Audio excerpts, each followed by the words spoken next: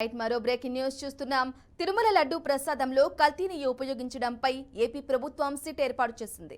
Guntur range IG Sarvashreshtha Tripathi సారథ్యంలో ప్రత్యేక దర్యాప్తు సంస్థను ఏర్పాటు చేసింది. సిట్ బృందం ఇవాళ మధ్యాహ్నం తిరుపతి చేరుకున్నారు. ముందుగా తిరుమల శ్రీవారిని దర్శించుకున్న తరువాత సిట్ టీంతో త్రిపాఠి సమావేశమయ్యారు. అనంతరం పద్మావతి అతిథి గృహంలో భేటీ అయ్యారు. కల్తీ నెయ్యిపై టీటీడీ ఫిర్యాదును సిట్ చీఫ్ త్రిపాఠి పరిశీలించారు. తర్వాత టీటీడీ మార్కెటింగ్ అధికారులతో చర్చించారు. దేశవ్యాప్తంగా సంచలనంగా మారిన ఈ కల్తీ నెయ్యి వ్యవహారంపై విచారించేందుకు సిట్ బృందం 3 రోజుల పాటు తిరుపతి కొండపైనే ఉండనున్నట్లు తెలుస్తోంది.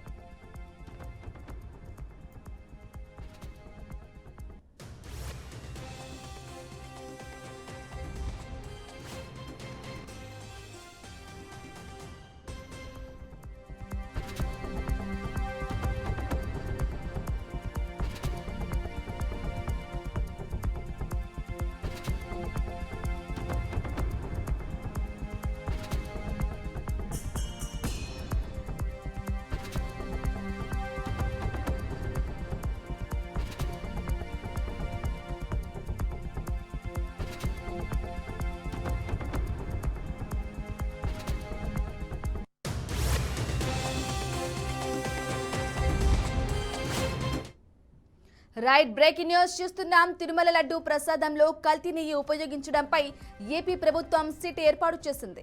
గుంటూరు రేంజ్ ఐజీ సర్వశ్రేష్ఠ త్రిపాఠి సారథ్యంలో ప్రత్యేక దర్యాప్తు సంస్థను ఏర్పాటు చేసింది. సిట్ బృందం ఇవాళ మధ్యాహ్నం తిరుపతి చేరుకున్నారు. ముందుగా తిరుమల శ్రీవారిని దర్శించుకున్న తరువాత సిట్ టీంతో త్రిపాఠి సమావేశమయ్యారు. అనంతరం పద్మావతి అతిథి గృహంలో భేటీ అయ్యారు. కల్తీ నెయ్యిపై టీటీడీ ఫిర్యాదును సిట్ చీఫ్ త్రిపాఠి పరిశీలించారు. తర్వాత టీటీడీ మార్కెటింగ్ అధికారులతో చర్చించారు. దేశవ్యాప్తంగా సంచలనంగా మారిన ఈ కల్తీ నెయ్యి వ్యవహారంపై విచారించేందుకు సిట్ బృందం 3 రోజుల పాటు తిరుపతి కొండపైనే ఉండనున్నట్లు తెలుస్తోంది.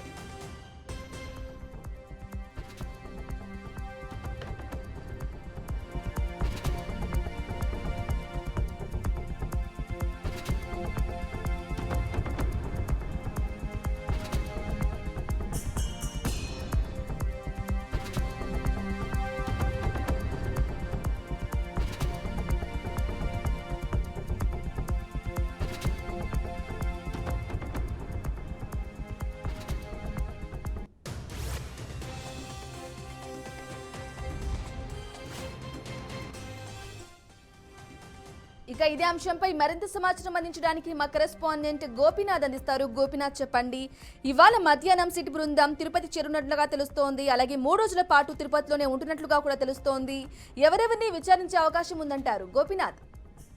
బ్రాహ్మణి మొత్తం మీద శ్రీవారి లడ్డు ప్రసాదాల్లో అనిమల్ ఫ్యాట్స్ కలవడం పైన ఇప్పటికే కూడా ప్రభుత్వం సిట్ ను ఏర్పాటు చేస్తూ కూడా నిర్ణయం తీసుకున్న నేపథ్యంలో ఇవాళ కాసేపు క్రితం అంటే సాయంత్రం 5 గంటలకి సిట్ బృందానికి సంబంధించి మొత్తం చీఫ్ ఉన్నటువంటి త్రిపాఠి ఇక్కడికి రావడం జరిగింది. అయితే సాయంత్రం నుంచి కూడా ఆయన పర్యవేక్షణలోనే ఉన్నటువంటి అధికారులందరూ కూడా సమావేశమయ్యారు. ఒకవైపు తిరుమలకి వెళ్ళడం జరిగింది. తిరుమలకి వెళ్ళి శ్రీవారి దర్శనం తర్వాత ఆలయం లోపల కైంకర్యాల విషయాల్లో అంటే స్వామికి నైవేద్యం పెట్టేటటువంటి విషయాల్లో కూడా అక్కడ అనిమల్ ఫ్యాట్స్ కలిసినటువంటి నెయ్యే గతంలో కలిసింది కాబట్టి దానిపైన కూడా వాళ్ళు విచారణ కొనసాగించారు.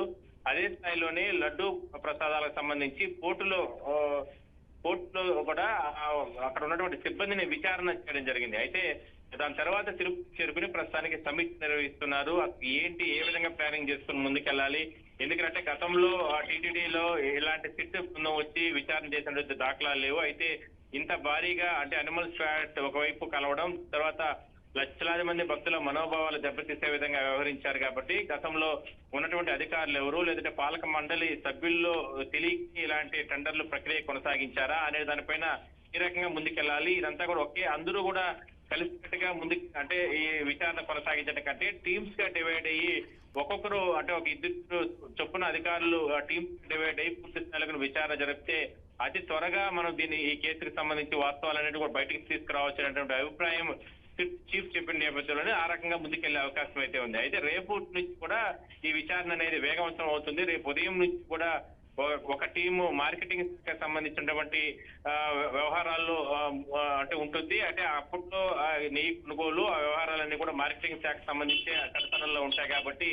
అక్కడ టెండర్ల ప్రక్రియ, దాని తర్వాత జరిగిన పరిణామాలు వీటన్నిటి మీద కూడా దృష్టి పెడతారు. మరోవైపు తిరుమలలో శ్రీవారి ఆలయంతో పాటు లడ్డూ పోటీలు కొనసాగినటువంటి అంటే అక్కడ సిబ్బందిని విచారించడం ఇంత అంటే నాసిరకమైనటువంటి అనిమల్ కలిసినటువంటి నెయ్యి లడ్డూ ప్రసాదాలకు వచ్చినప్పుడు ఎందుకు మీరు గుర్తించలేకపోయారు, ఒకవేళ గుర్తించు అప్పట్లో ఉన్నటువంటి అధికారులకు ఎందుకు చెప్పలేకపోయారు, ఒకవేళ మీరు చెప్పున్నే ఎందుకు వాళ్ళు స్పందించలేదా అనేటువంటి వివరాలు కూడా సేకరిస్తారు. మొత్తం మీద అన్ని కోణాల్లో దర్యాప్తు అయితే ముమ్మరం చేస్తున్నారు. ఒకవైపు మరో టీం చెన్నై కూడా వెళ్తుంది, అక్కడ కూడా ఏఆర్ కంపెనీకి సంబంధించి వాళ్ళే అక్కడ నుంచి ఈ నాసిరకమైన అనిమల్స్ ఫ్యాట్ కలిసిన నెయ్యిని ఇక్కడికి పంపిణీ చేశారు కాబట్టి అక్కడ కూడా విచారణ జరుపుతారు. వాళ్ళ కంపెనీ స్టాండర్డ్స్ ఏంటి, ఈ రకమైనటువంటి చర్యలు కొనసాగుతాయి. మొత్తం మీద రేపు ఎల్లుండి 2 రోజులు లేదంటే 3 రోజుల పాటు కూడా రేపు ఆదివారం అయినప్పటికీ కూడా ఎక్కడ కూడా సమయం ఇవ్వకుండా సమయం లేట్ చేయకుండా ఈ విచారణ అనేది కొనసాగించేందుకు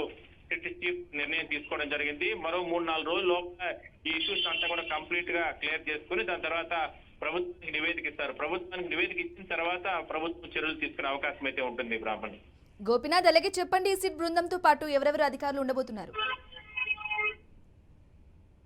సిట్ బృందంతో పాటు ఇప్పటికే ఇద్దరు ఎస్పీలు, అదేవిధంగా ఒక ఐజీ ర్యాంక్ అధికారి, అదేవిధంగానే 3 డిఎస్పీలు, ఎస్ఐలు ఇట్లా మొత్తం కూడా టీమ్ గా ఏర్పాటు చేయడం జరిగింది. అయితే కేసు చాలా సీరియస్ గా ఉన్న నేపథ్యంలో మరికొంతమందిని కూడా ఇన్వాల్వ్మెంట్ చేసుకునేందుకు కూడా ప్రభుత్వానికి ప్రతిపాదన ఇచ్చే అవకాశం అయితే ఉంటుంది.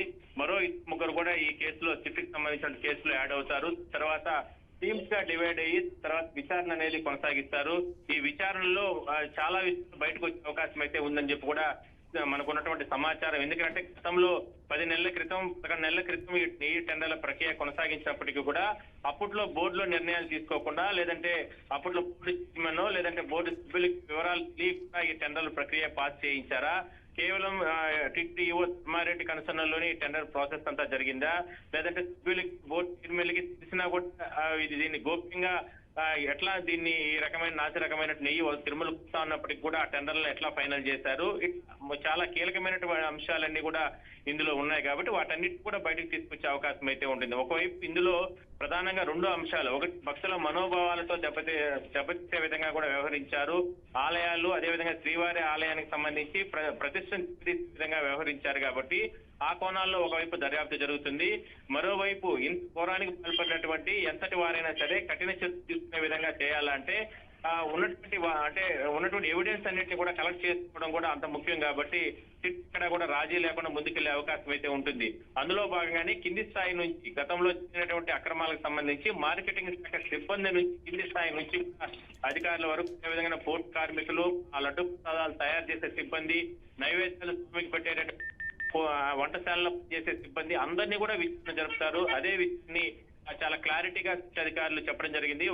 రేపు ఉదయం కొంచెం క్లారిఫికేషన్ ఇస్తామని చెప్పడం జరిగింది చీఫ్. రేపు ఉదయం మీడియాతో మాట్లాడతాను. ఈ కేసుకి సంబంధించి పూర్తి వివరాలు చెప్పకపోయినా కూడా కొన్ని విషయాలు మాత్రం పరిమితిలో మాత్రం విషయాలు బయట పెడతానంటూ కూడా చెప్పడం జరిగింది. మరి చూద్దాం, రేపు ఉదయం ఏమైనా మీడియాతో మాట్లాడొచ్చు, లేదంటే విచారణ 2-3 కంప్లీట్ అయిన తర్వాత ప్రభుత్వానికి నివేదిక సమయంలో మాట్లాడే అవకాశం ఉంటుంది. అందులో చాలా అంశాలు వస్తాయి. బ్రాహ్మణ్ రైట్ గోపినాథ్, అలాగే చెప్పండి, కల్తీకి సంబంధించి సంచలనం సృష్టించింది, అలాగే ప్రభుత్వం మొదటి స్టెప్ గా సిట్ ని ఏర్పాటు చేసింది.